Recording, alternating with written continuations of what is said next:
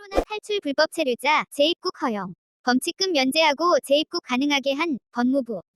이건 너무한 거 아니냐고. 불법 체류자의 역대급 혜택 준 특별 자진 출국 기간 논란.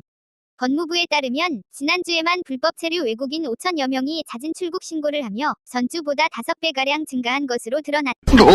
이는 국내에서 신종 코로나 바이러스 감염증 확진자가 증가함에 따라 돈을 벌기보다는 안전한 자국으로 돌아가려는 이들이 급증했기 때문인 것으로 풀이된다. 탈코리아 러시를 이루게 된 것은 법무부의 자진 출국 신고 제도가 한몫을 한 것으로 파악된다. 법무부는 최근 코로나19 사각지대를 없애겠다며 오는 6월까지 자진 출국 신고를 하는 불법 체류 외국인들에게 범칙금을 면제해주고 재입국을 사실상 보장해주기로 했다. 코로나19 한국 확산에 대한 우려로 불법 체류자들이 본국으로 자진 출국하는 경우에 불법 체류 기간에 관계없이 입국 금지, 범칙금 등의 불이익 조치를 하지 않는다는 점이 알려지면서 논란이 되고 있다. 코로나를 피해 한국을 탈출한 불법 체류 외국인들이 사태가 진정되면 언제든 다시 돌아와 불법 체류를 할 수 있지 않느냐는 우려도 나온다. 작년 12월부터 6월 말까지 특별 자진 출국 기간, 범칙금 면제, 재입국 허용, 역대급 혜택. 법무부는 지난해 12월 11일부터 오는 6월 30일까지 약 6개월간 특별 자진 출국 기간을 설정해 놓고 있었다.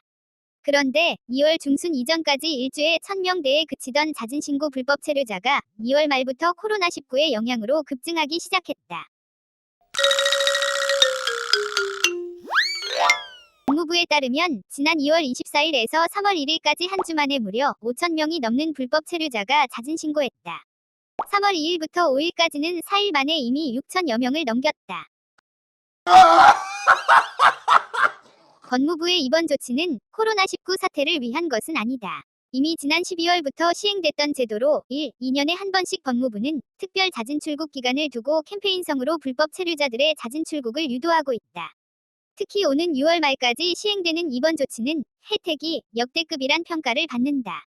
재입국이 가능할 뿐 아니라 체류지 신고를 한 후 불법 체류, 불법 취업 등의 위법사항 없이 다시 출국하면 유효기간 1년, 체류기간 90일의 단기 방문, C3, 복수 비자를 발급받을 수 있다. 뭔 개소리야!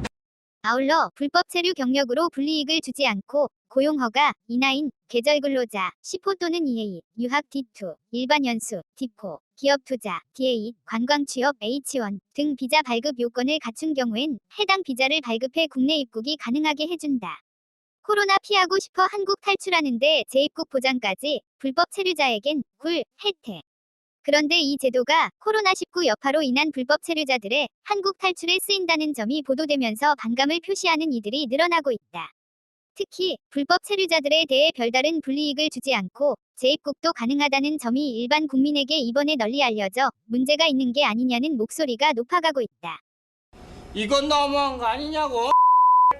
이미 6일 청와대 국민청원에도 불법 체류자 재입국 기회 부여 제도를 폐지해달라는 청원이 등장했다. 자진 출국 기간에 단속에 적발된 불법 체류자는 한 단계 상향된 입국 금지 제한 규정이 적용돼 최대 10년간 입국이 금지된다. 따라서 불법 체류자들에겐 이번 특별 자진 출국 기간이 본국으로의 귀국을 위한 좋은 기회가 된다. 특별 기간이 아닌 시기에도 언제라도 불법 체류자는 출국이 가능하지만 그런 경우엔 재입국의 제한을 받게 될 확률이 크다. 비자 심사에서 불법 체류 경력이 조회되면 비자를 내주지 않기 때문이다. 법무부, 특별, 한시적이라지만 사실상 매년 반복된 특별 자진 출국. 어처구니가 없습니다. 법무부는 단속으로 강제 출국시키는 외국인은 한 해 평균 3만여 명인데 반면 매년 유입되는 불법 체류자는 약 8만 7천여 명에 달해 단속만으론 불법 체류를 근절하기 어렵다고 보고 있다.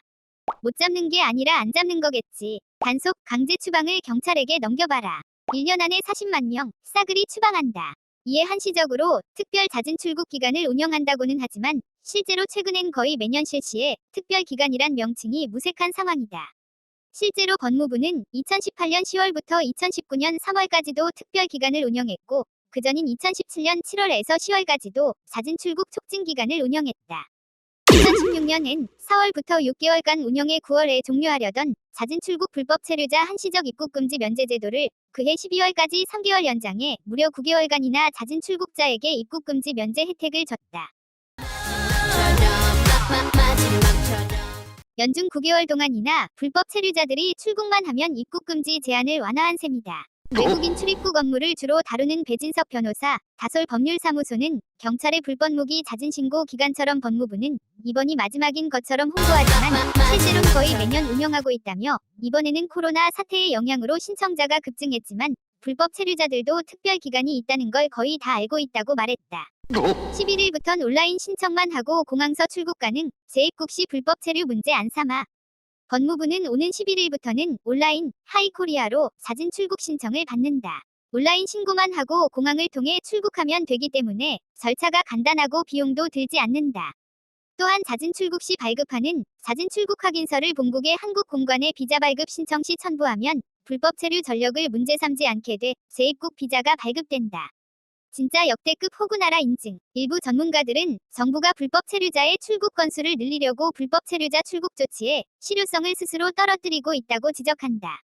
임명을 원한 한 변호사는 시행 초기엔 입국 금지 기간을 조금 줄여주는 수준이었는데 점점 완화해서 이젠 아예 입국 금지와 범칙금을 면제하는 제도를 시행하고 있다며 불법 체류를 줄이고 합법적인 체류를 늘리려는 소위 선순환 적교류라는 명목인데 불법 체류 외국인이 과연 줄어들 것인지는 의문이라고 우려했다. 불법 체류를 줄이는 게 아니라 불법 체류를 양산하고 보장하는 제도란 지적이다.